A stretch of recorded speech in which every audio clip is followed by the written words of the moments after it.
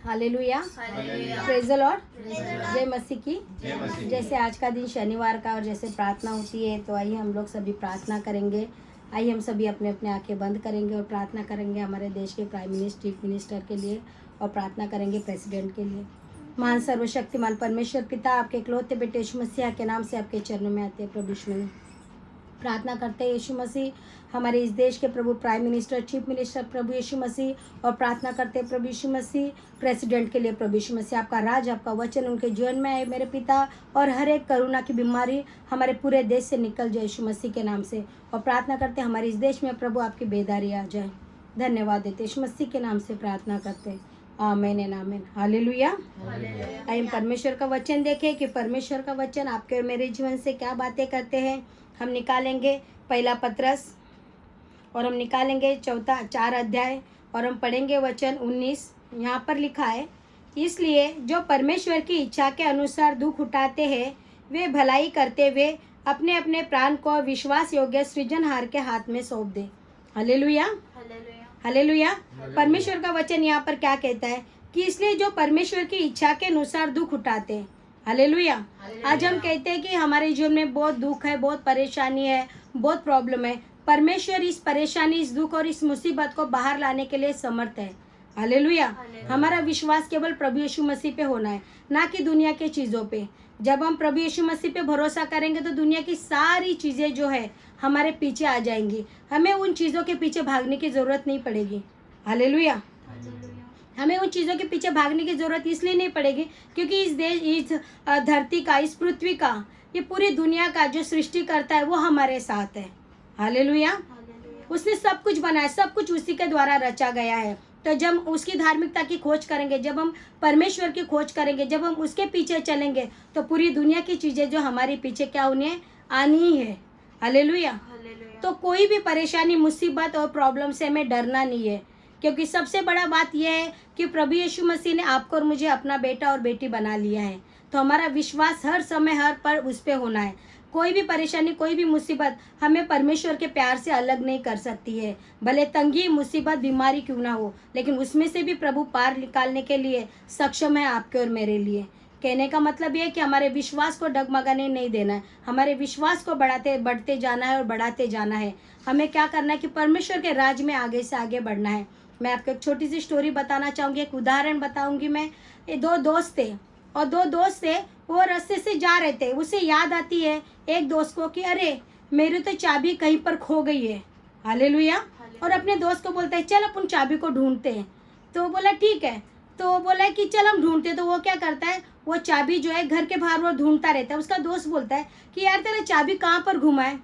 तो वो बोलता है कि अपन यहाँ पर ढूंढते हैं बाहर बरामदे में। और बरामदे में क्या होता है, ढूंढता रहता है। लेकिन फिर उसका दोस्त उसके कहता है कि क्या तुझे सच्ची याद है कि तेरी चाबी यहाँ पर ही खोई है बरामदे में।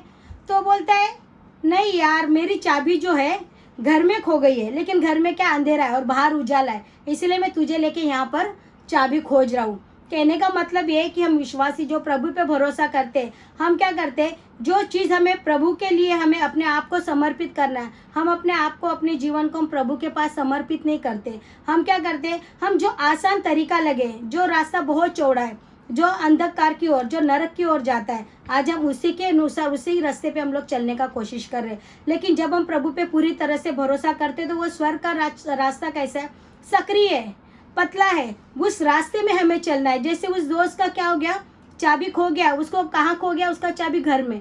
उसे कहाँ ढूंढना चाहिए था, घर में, लेकिन वो कहाँ ढूंढ रहा है, चाबी उस बरामदे में ढूंढ रहा है। क्यों?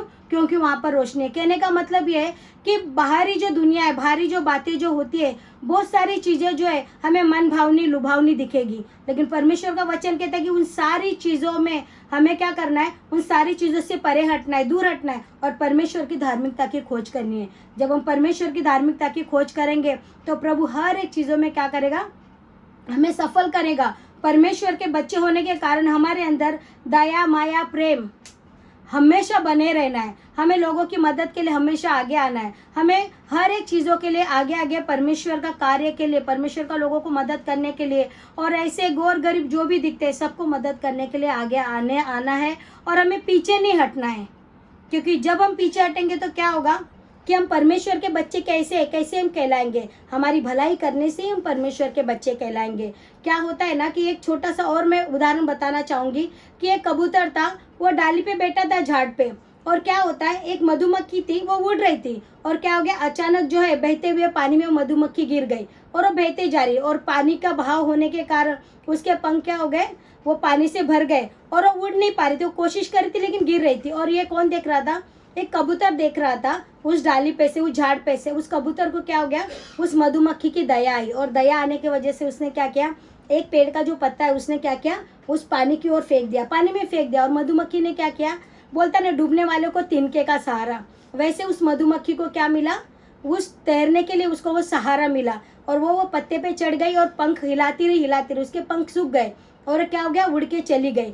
अब क्या हो गया, दूसरी बार ऐसा होता है कि एक जो बहेलिया होता है वो अपना जो है बंदूक उसके ऊपर तान देता है कबूतर के ऊपर, वो कबूतर को मारने वाला ही होता है। उतने में मधुमक्खी देख लेती है और वो क्या करती है, उस बहेली के और जो निशाना जो लगाता है उसकी आंखों पे हमला कर देती है। और क्या होता है, आंखों पे हमला करने की वजह से उसका निशाना चूक जाता है और कबूतर बच जाता है। कहने का मतलब ये है कि अगर आप किसी को मदद करते हो तो वो आपको मदद कभी नहीं करेगा, लेकिन परमेश्वर जो आपकी की हुई मदद कभी खाली नहीं जाने देगा। कोई ना कोई आपके लिए वहाँ पर प्रभु खड़ा करेगा जो आपको मदद करेगा। Hallelujah, hallelujah. इसीलिए परमेश्वर के वचन में बना रहना है, और किसी को भी जब मदद करते हो तो भूल जाना है मदद करके, याद नहीं रखना कि मैंने किसके लिए क्या किया, और उसका प्रतिफल जो है प्रभु आपको और मुझे देगा। हालेलुया। प्रभु आप सभी को आशीष दे।